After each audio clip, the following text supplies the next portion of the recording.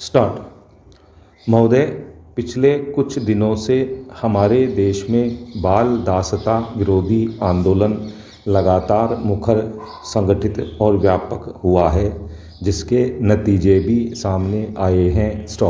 इसके प्रति बाहरी दबाव भी हैं, लेकिन स्त्रियों के कम होते जाने के खिलाफ न तो देश में कोई संगठित आंदोलन है और न ही कोई बाहरी दबाव। जिस प्रकार बाल दासता का संगठित विरोध हो रहा है, उसी तरह स्त्रियों के गायब होने का क्यों नहीं।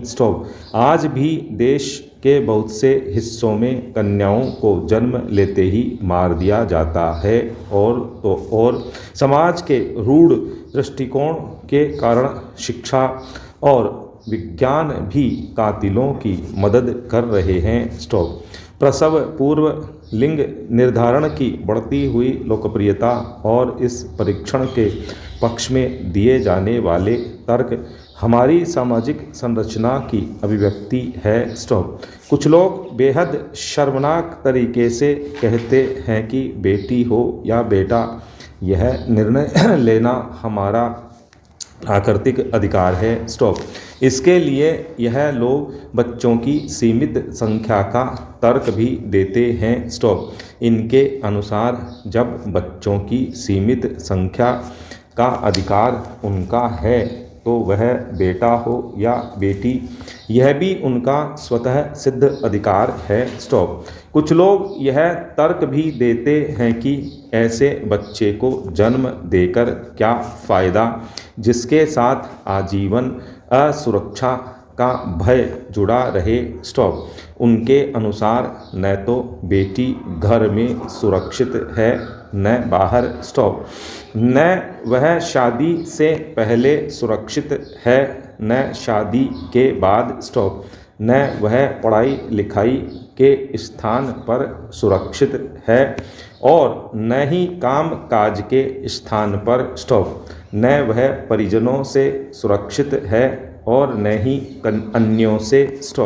फिर इस असुरक्षा के आतंक में क्यों जिया जाए। फेरा कितना बर्बर और आदिम है यह तर्क कि रोग का उन्मूलन न हो तो रोगी को ही खत्म कर दिया जाए। क्यों नहीं हम उन तमाम कारकों के विषय में सोचते जिनके कारण बेटियां आजीवन असुरक्षा और आतंक के साये में जीने को विवश हैं। क्यों नहीं हम उन तमाम रूढ़ियों, मान्यताओं, संदर्भों और परंपराओं के खिलाफ बगावत करते जो बेटियों को अवांछित बनाती हैं। क्यों ऐसे मूल्यों के पोषण के खिलाफ सतत अभियान नहीं चलाया जाता जो तमाम तरह की गैर बराबरी की हिमायत करते हैं। क्यों ऐसी मान्यताओं का पोषण नहीं किया जाता जो यौन आधारित असमान रूढ़ियों का खंडन करती हैं। दरअसल हमारी मानसिक संरचना पूरी तरह से विभाजित है। एक ओर हमारा संस्कारगत मन है, दूसरी ओर है नई चेतना से सुसज्जित मन। संस्कारगत मन यौन आधारित गैर बराबरी का पोषण करता है, लेकिन नई चेतना से सुसज्जित मन उसका विरोध करता है।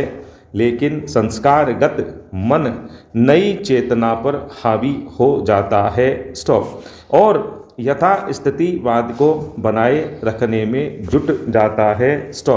नई चेतना से सुसज्जित मन संस्कारगत मन के विरुद्ध लंबी अवधि तक संघर्ष नहीं करता है।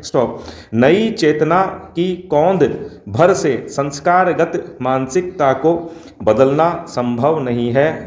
यही कारण है कि स्त्रियां लगातार गायब होती जा रही हैं और कहीं से कोई आवाज़ सुनाई नहीं पड़ती।